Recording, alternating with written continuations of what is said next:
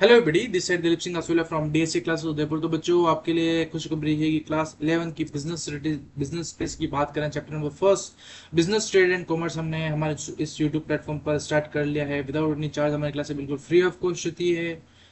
ठीक है, गजा सर का मोटिव ये है कि सर जो बच्चे गांव में बैठे हैं, शहर में बैठे, जो कोचिंग अफोर्ड नहीं कर पाते हैं, उनको भी कहीं ना कहीं हमारे इस यूट्यूब प्लेटफॉर्म से, अपने डीएसए क्लास उदयपुर के प्लेटफॉर्म से कहीं ना कहीं उन बच्चों को भी फायदा मिले। तो हमारा मेन इंटेंशन ये है कि जो गरीब बच्चा है, जो छोटी सी आंखों में बड़ा सपना देखता है, लेकिन खाली पैसों की वजह से वो अपना सपना पूरा नहीं कर पाता है, तो ऐसे स्टूडेंट जो कॉमर्स में या फिर 9-10 के जो स्टूडेंट हैं, उनका हमारा मेन मोटिव रहता है कि हम कई बार सेमिनार्स भी कंडक्ट करवाते हैं और मैराथन क्लासेस भी रहते हैं, जो हमें बिल्कुल फ्री ऑफ कॉस्ट रहती है। अगर ऐसे आपके ध्यान में कोई स्टूडेंट्स हो एक जगह पे बहुत सारे, तो आप हमको, हमारी टीम को, गजा सर या फिर जो आपको डिस्क्रिप्शन में जो नंबर है वहाँ से आप बता सकते हैं कि सर हमारे पास में ऐसे स्टूडेंट्स हैं जो कोचिंग अफोर्ड नहीं कर पाते, जिनको एक्चुअल में नीड है। तो हमारी पूरी टीम वहाँ पर आती है और वहाँ पर बच्चों को पढ़ाती है विदाउट एनी चार्ज। चलेगा बच्चों, स्टार्ट करते हैं। बिजनेस स्टडीज की बात करते हैं sir, business study and commerce की बात करते हैं। तो सर सबसे पहले हमको बताओ कि सर हमको ये भी नहीं पता कि बिजनेस होता है क्या है। हर हर जब जब मैं क्लासों में जाता हूँ, बच्चों से पूछता हूँ आपने कॉमर्स ली है, ठीक है ठीक है, फिर उनको बात करते कि सर, फिर उनसे पूछते हैं कि बिजनेस का मीनिंग क्या है, तो वो भी बोलते हैं कि एक्सचेंज ऑफ गुड्स। और काफी सारी फैकल्टीज ये बताती है कि एक्सचेंज ऑफ गुड्स यानी कि बिजनेस होता है जिसका मेन इंटेंशन क्या होता है, सर प्रॉफिट करना होता है। बट बच्चों बिल्कुल गलत है। बिजनेस का मतलब होता है कि ऐसी इकोनॉमिक एक्टिविटी, मतलब मेन इंटेंशन क्या होता है, प्रॉफिट अर्न करना। इकोनॉमिक एक्टिविटी बात सही है, जो आप ट्रेडिंग कर रहे हो ऑन द रेगुलर बेसिस, यानी कि जो आप एक्सचेंज ऑफ गुड्स कर रहे हो but on the regular basis है, तब भी आपका वो क्या कहलाया जाएगा सर, वो बिजनेस कहलाया जाएगा। आप मान लीजिएगा आप 5 रुपए का पेन लाए, 7 रुपए में बेच दिया, यानी कि प्रॉफिट, यानी 2 रुपए का प्रॉफिट एड किया आपने, सीधी सी बात है। आपने गुड्स को चेंज किया, बिल्कुल उसके बदले आपने उसको पेन दिया, उसने आपको पैसे दिए। बट क्या ये रेगुलर बेसिस पे है क्या? तो ये रेगुलर बेसिस पे नहीं है, तो इसको बिजनेस की टर्म में इंक्लूड नहीं किया जाएगा। तो बच्चों ध्यान रखना, कोई भी पूछे आपसे कि बच्चों बताओ बिजनेस क्या होता है, तो बिजनेस बताना सर, जो अपन डे टू डे मतलब ट्रेडिंग करते हैं, ठीक है, गुड्स को एक्सचेंज करते हैं ऑन द रेगुलर बेसिस, उसको बोला जाएगा बिजनेस। अब बात करते हैं सर इकोनॉमिक एक्टिविटी क्या होती है और नॉन इकोनॉमिक एक्टिविटी क्या होती है। बच्चों बात करते हैं किसकी? बच्चों बात करते हैं इकोनॉमिक एक्टिविटी की। किसकी बात करते हैं? इकोनॉमिक एक्टिविटी और non economic activity. Economic activity वो सारी एक्टिविटी होती है जिसका मतलब जिसके बदले जो आप काम करवाते, जो एक्टिविटीज करवाते, उसके बदले अपने को पैसा पे करना पड़ता है, पैसा पे करना पड़ता है। और नॉन इकोनॉमिक एक्टिविटी की बात करें तो उसमें अपने को पैसा पे करना नहीं पड़ता, सेल्फ सफिशिएंट, मतलब सेटिस्फिकेशन के हिसाब से अपन काम करते हैं। जैसे कि अपन मदर का बेस्ट एग्जांपल होता है नॉन इकोनॉमिक एक्टिविटी का, अपने मदर का एग्जांपल लेते हैं। आप सब स्कूल जाते हो, आपके लिए मदर लंच बनाते हैं, क्या आपसे वो पैसा चार्ज करते हैं? क्या आपको ऐसा बोलते हैं कि आज मैंने टिफिन बनाया, मेरे को 100 रुपए दे? नहीं। लेकिन वही टिफिन अगर आप किसी रेस्टोरेंट से या फिर होटल पर जाके आप बुक करवाओगे या फिर खाओगे, ठीक है, या फिर कैरी करोगे अपने घर पर, पैक करवाओगे, तो क्या वो आपको ऐसा बोलेगा कि नहीं तू ऐसे ही ले जाना है? तो वो बोलेगा आपको पैसा पे करना पड़ेगा। तो होटल से पिक करो इकोनॉमिक एक्टिविटी, और घर से यानी मदर जो है वो टिफिन बना के दे रहे हैं आपको, तो ये क्या हो गया? Non economic activity. Sir business क्या होता है? It is an economic activity which includes sir, business के अंदर क्या क्या इंक्लूड होता है बच्चों? बिजनेस के अंदर इंक्लूड होता है आपका, बिजनेस के अंदर इंक्लूड होता है, एक सेकंड, कुछ टेक्निकल इशू आ रहा है।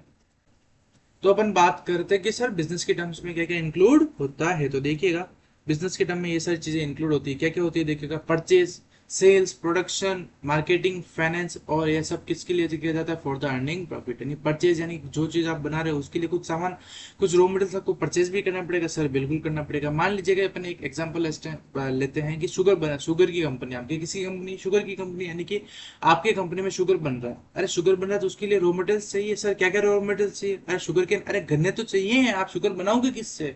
तो बच्चों सबसे पहले क्या चाहिए अपने को? गन्ने चाहिए। तो गन्ने हमारे लिए क्या हो गया सर? Raw material. प्रोडक्शन, यानी कि आप अब प्रोडक्शन करना चालू कर रहे हो, ठीक है, जो गन्ना है, जो रॉ मटेरियल है, वो कन्वर्ट हो रहा है किसके अंदर? फिनिश गुड के अंदर, तो उसको बोला जाएगा प्रोडक्शन हो रहा है। सेल्स, यानी कि जब शुगर बनकर तैयार हो जाएगी, फिनिश प्रोडक्ट आपके बनकर तैयार हो जाएगा, आप क्या करोगे? आपके पास में थोड़ी रखोगे? नहीं सर, हम हमारे पास में नहीं रखेंगे, हम उस पर्टिकुलर प्रोडक्ट को कंज्यूमर तक पहुंचाएंगे, यानी कि जहां जहां पर उस शुगर की रिक्वायरमेंट होगी वहां पर हम पहुंचाएंगे। फिर मार्केटिंग करेंगे। अच्छा, आपको पता होगा, आपने देखा होगा कि जो चीज दिखती है वही बिकती है मार्केट के अंदर, दिखेगा वही बिकेगा, मार्केट का कंसेप्ट है, ठीक है, दिखेगा वही बिकेगा। तो मार्केट के अंदर क्या करवाना पड़ेगा सर, आपको एडवर्टीजमेंट करवाना पड़ेगा, भाई आपकी शुगर का क्या नाम है, क्या प्रोडक्ट है, क्या क्वालिटी। जब तक लोगों तक नॉलेज ही नहीं होगा तो क्या आपकी शुगर बिकेगी, क्या मार्केट नहीं बिकेगी। तो आप देखना कि जब भी कोई न्यू प्रोडक्ट आता है तो उसकी मार्केट में क्या होती है, बहुत सारी एडवर्टीजमेंट की जाती है, अलग अलग रेफरेंस से, होर्डिंग से, एड, फिर स्टॉपर पेजेस, फिर न्यूज़पेपर में, टेलीविजन में, काफी सारी जगह आती है एडवर्टीजमेंट के सब पार्ट। फिर फाइनेंस, इन सब के लिए आपको पैसा भी चाहिए, और क्यों की जाती है, for the earning profit. I hope कि बिजनेस की डेफिनेशन आपको अच्छे से क्लियर हो गई होगी। फिर बात करते हैं ह्यूमन एक्टिविटी। ह्यूमन एक्टिविटी को बच्चों अपन दो पार्ट में डिवाइड कर रखा है। कितने पार्ट में डिवाइड कर रखा है, दो पार्ट में। कितने पार्ट में, दो पार्ट में। इकोनॉमिक एक्टिविटी और नॉन इकोनॉमिक एक्टिविटी। मैंने बता दिया इकोनॉमिक एक्टिविटी किसके लिए की जाती है, देखिएगा इकोनॉमिक एक्टिविटी किसके लिए की जाती है, प्रॉफिट के लिए। Non economic activity for the satisfaction. इसका बेस्ट एग्जांपल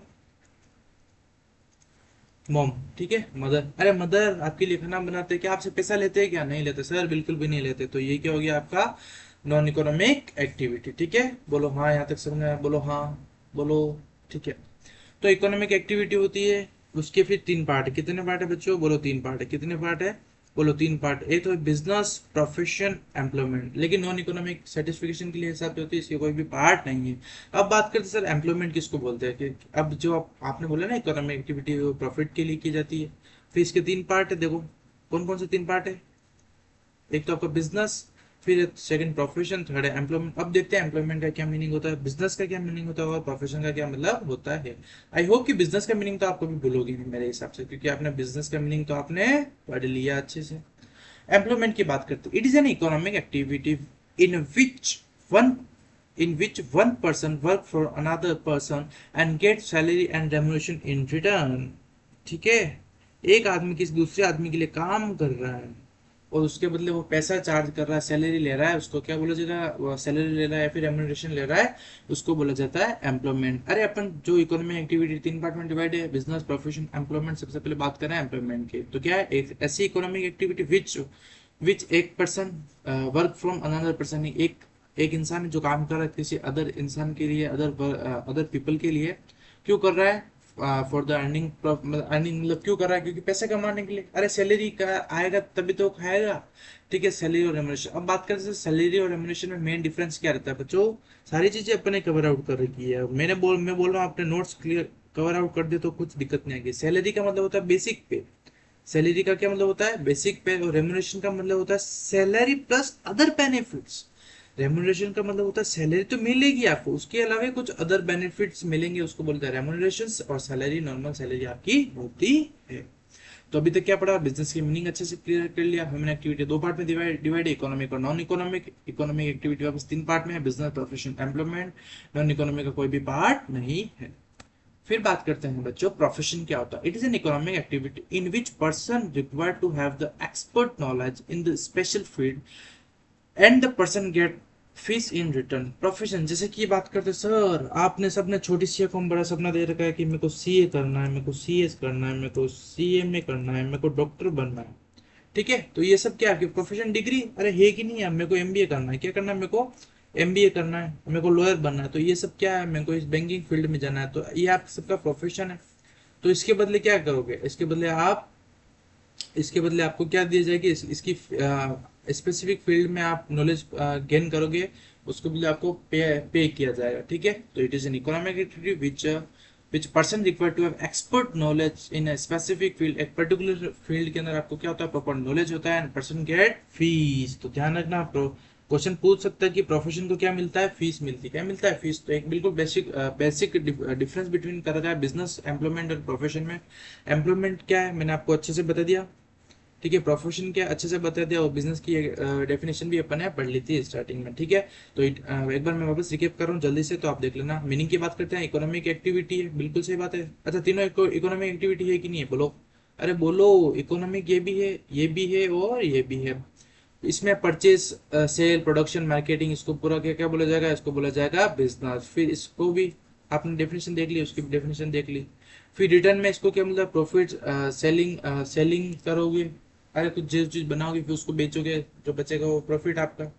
फीस, एम्प्लॉयमेंट में क्या मिलता है, सैलरी या फिर रेम्युनरेशन, और प्रोफेशन को क्या मिलता है, फीस मिलती है। फिर इन्वेस्टमेंट, किस में कितना ज्यादा इन्वेस्टमेंट, अरे बिजनेस में ज्यादा इन्वेस्टमेंट चाहिए, बोलो हाँ बहुत ज्यादा चाहिए। फिर बात है एम्प्लॉयमेंट में जीरो इन्वेस्टमेंट, और प्रोफेशन में लिमिटेड इन्वेस्टमेंट चाहिए होता है। रिस्क किसमें ज्यादा, अरे business had the profit had the risk, business का फंडा है, जितने ज्यादा रिस्क उतना ज्यादा प्रॉफिट। फिर एम्प्लॉयमेंट में कोई रिस्क है क्या, सर कोई रिस्क नहीं है, और इसमें प्रोफेशन में भी लिमिटेड रिस्क है।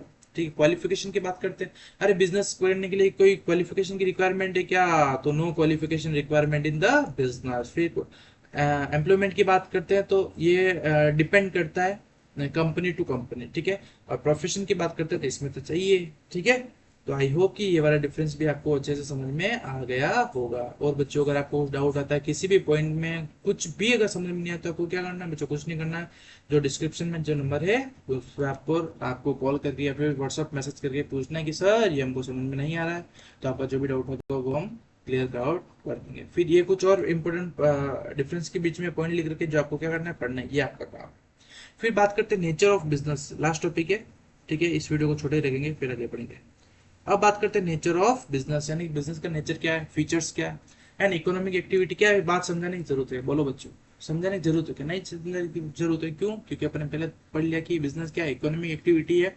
क्यों किया जाता है, फॉर द अर्निंग प्रॉफिट, यानी पैसा कमाने के लिए किया जाता है। तो business is an activity that is perform for the earning profit, ठीक है, फॉर द अर्निंग प्रॉफिट। फिर नेक्स्ट बात करते हैं purchase of raw material and the sale of finish goods.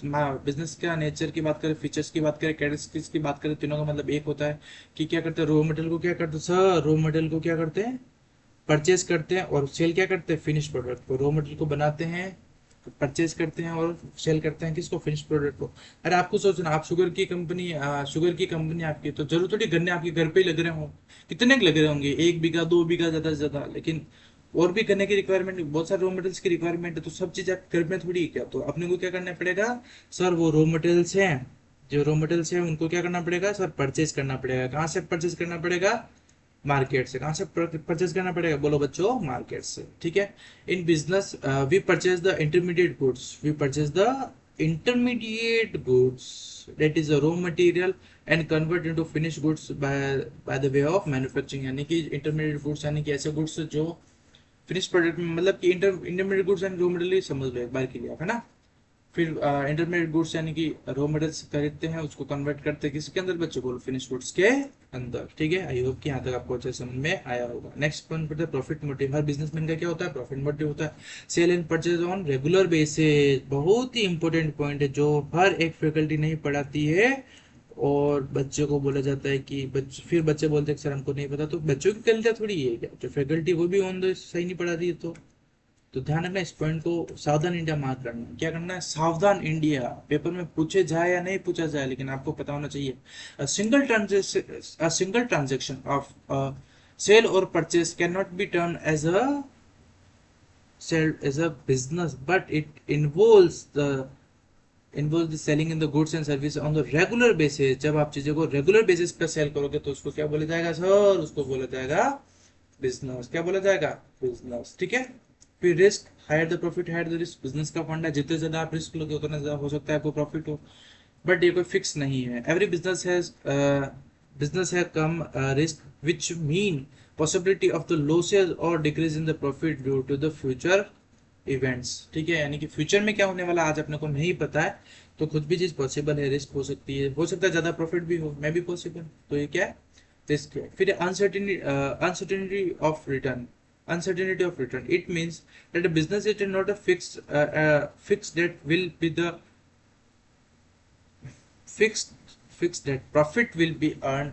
There is no guarantee of the correct calculation of profit or loss, यानी कि uncertainty है business में, कुछ कह नहीं सकते हैं आज इतना प्रॉफिट हो उतना ही हर बार प्रॉफिट हो। तो बच्चों आज अपन ने क्या पढ़ा, अभी तक अपन ने मीनिंग पढ़ा, किसका पढ़ा बच्चों, आपका बिजनेस का मीनिंग पढ़ा सर, क्या होता है, ऐसी इकोनॉमिक एक्टिविटीज के अंदर सेल परचेज मार्केटिंग फाइनेंस और अर्निंग प्रॉफिट किया जाता है ऑन द रेगुलर बेसिस, उसको क्या बोला जाएगा सर, बिजनेस बोला जाएगा। फिर ह्यूमन एक्टिविटी को 2 पार्ट में डिवाइड कर रखा है, कौन कौन सी, बोलो, अरे बोलो कौन कौन सी, तो सर वो है आपका economic activity, non economic activity. फिर इकोनॉमिक एक्टिविटी के 3 पार्ट है, बिजनेस, प्रोफेशन, एम्प्लॉयमेंट, ये अपन अच्छे से पढ़ लिया। फिर नॉन इकोनॉमिक किसके लिए किया जाता है, सेटिस्फिकेशन के हिसाब से किया जाता है।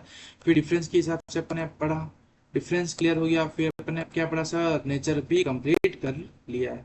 ठीक है, अब जो आपका नेक्स्ट टॉपिक है उसको अपन नेक्स्ट वीडियो में कवर आउट करेंगे। ठीक है, वीडियो बिल्कुल छोटी छोटी रखेंगे, छोटी छोटी वीडियो में ज़्यादा से ज़्यादा कंसेप्ट अपना अच्छे से क्लियर करेंगे। ठीक है, तो बच्चों अगर यहाँ तक आपको समझ में आया तो कमेंट कर कर जरूर बताना कि आगे वीडियो कंटिन्यू करनी है या फिर यहीं पॉज किया जाए, क्या किया जाए। ठीक है, मैं बोल रहा हूँ अगर ये कंसेप्ट पढ़ ली है डीएसए क्लासेस के साथ में तो आपको कहीं भी दिक्कत नहीं आएगी। मैं बोला ना, प्रोफेशन तक के कोर्सेज में अगर क्वेश्चन पुटअप होगा बिजनेस का तो वहां पर भी आपको कंसेप्ट कहीं ना कहीं लिंक मिलेंगे। ठीक है बच्चों, तो thank you and have a nice day team DSA.